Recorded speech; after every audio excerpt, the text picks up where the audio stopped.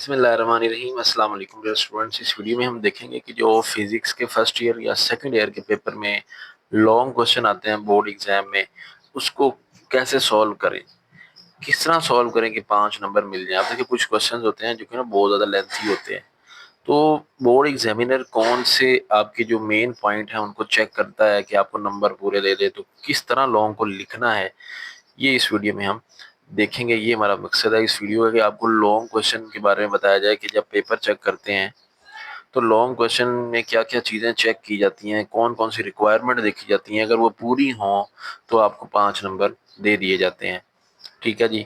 तो अब long question आपको जैसे कि मालूम है पेपर में फिजिक्स के 5 आते हैं, 5 क्वेश्चन टोटल आएंगे और आपने उसमें से करने कितने होते हैं, 3 हमने सॉल्व करने हैं। ठीक है, 3 कोई से 3 लॉन्ग क्वेश्चन सॉल्व करने हैं, जिसमें एक न्यूमेरिकल, एक थ्योरी का क्वेश्चन एक पार्ट में होता है, एक क्वेश्चन में होता है। ठीक है, एक A part theory, B part numerical.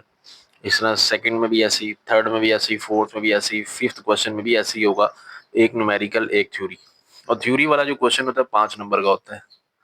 तो इस वीडियो में हमारा जो मकसद है वो देखना है कि ये थ्योरी वाले क्वेश्चन में जो 5 नंबर हैं इसमें क्या क्या चीज़ चेक होती है। देखें, अब इसमें जो चीज़ें चेक होंगी वो सबसे पहले है स्टेटमेंट, ये जिसको डेफिनेशन भी कहते हैं। अगर लॉ है तो उसकी स्टेटमेंट होती है, और जो दूसरा है अगर अ, कोई वैसे लॉन्ग क्वेश्चन आया हुआ है तो उसकी डेफिनेशन चेक होती है। तो नंबर 1 पे आपने डेफिनेशन सही लिखी होनी चाहिए।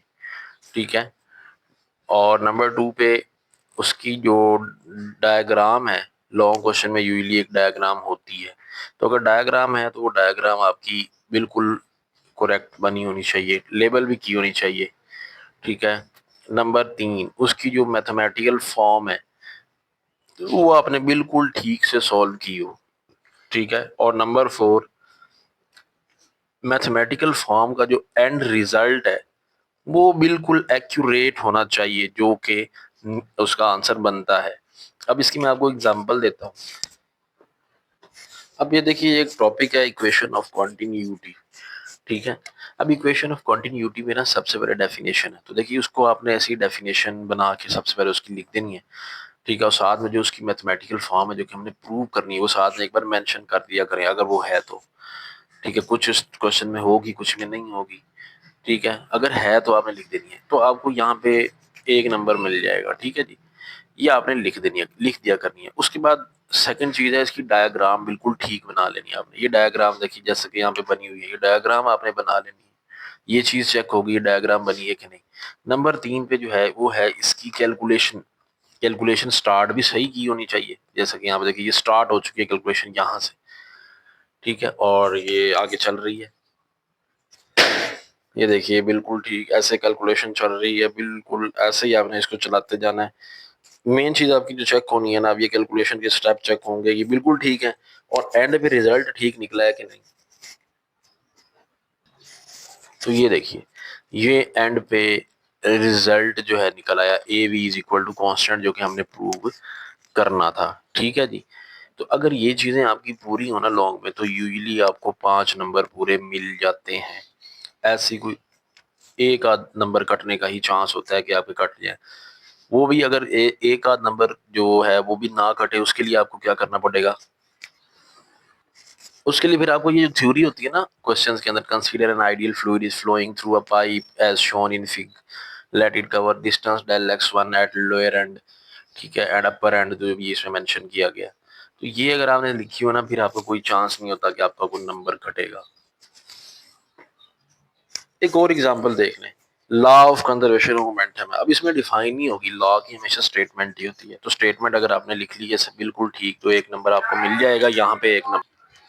उसके बाद ये आइसोलेटेड सिस्टम, उसके अंदर डिफाइन एक एक्स्ट्रा थी, वो भी अगर आप मेंशन करके लिख दे तो बेहतर है, एग्जांपल लिख दें अगर है तो कोई। ठीक है, ये चीज़ है।